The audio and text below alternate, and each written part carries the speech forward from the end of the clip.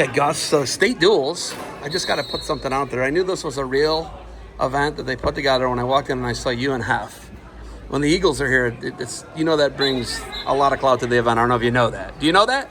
Sometimes, yeah. When the champs, how many time defending champs?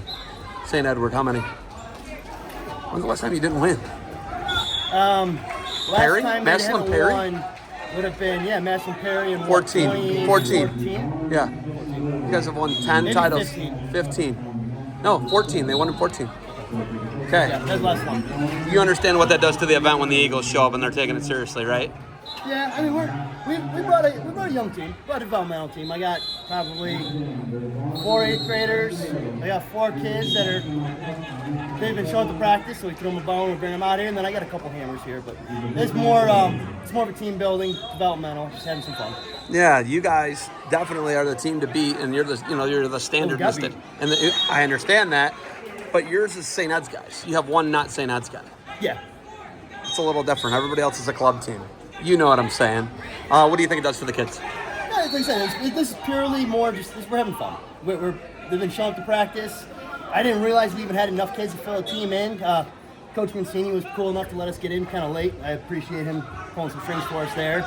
But yeah, I looked around the room and Coach F2 saw we had 14 kids sitting there. Like, hey, let's go wrestle. Let's have fun. Is this something you continue to do, you think?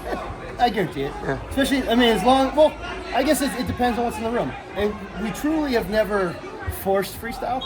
We encourage it. I like my kids competing. I like my kids training all summer. But at the same time, if a kid says, I need a break, hands are off, we're giving them a break. Right? It's the season's, it's a grind. Coach F puts together one heck of a season, and the ups, the downs, the training, the injuries, just everything. It's not easy.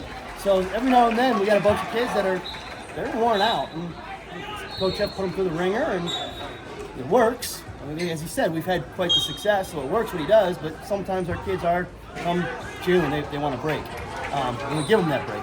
But this year I had 15 kids show up to a freestyle practice, and let's screw it. Let's do it. Let's put a team together. So it'll be based every year based on what we got. Driscoll Sander for match. Great match. Yeah. A lot of weird scores. A lot of weird scores. And that's where also I will take a lot of blame. I don't know freestyle. They keep changing rules on me, and I try to keep up with it, but as best as I can. But yeah, so there's a few exchanges that I don't agree with, but it could be 100% because I don't know the rules. So there's a very good chance that's the case there. But there were some crazy fours going back and forth. It was a good match. It was high pace, a lot of action. They were both attacking. I got no complaints there. My kid came off and puked, so I was like, all right, we wrestled. I'm not gonna hate on a kid for losing a tough match, right? That's a state champ. I know who Sanford is. He's been in the program since he was 4 years old, so I'm fully aware who Joseph is. That's a tough competitor. He knows how to wrestle, and Coop went out there and wrestled it. It was good.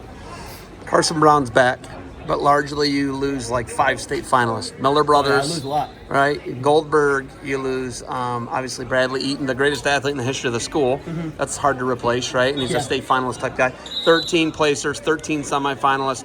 You don't have everybody back, right? About half of them back. Yeah. How do you guys reload and putting yourself in the mode again to knock off the Perrys, the Brecksvilles, the Perrysburgs, and, Kaufmans? How do you guys just get in that reload mode? Well, a big part of it is this, right? We got kids training, they're competing. I'm tricking them. They don't realize they're training hard and preparing for next year, but we're wrestling, we're on the mat, we're getting ready, we're developing what we have in the room. We've got a big class coming in. It is a very large class. I got a couple hammers in there too. I mean, don't get me wrong, I got some real talent coming up in that 8th grade class. I got a couple kids that have been waiting in the wings, like little William Short. Little William Short being in the lineup next year. That kid's a monster. So, I mean, today already, he wrestled Columbus DeSales 120, took 3rd. Yeah. And then Trinity's 120. Yeah, Williams, state finalist.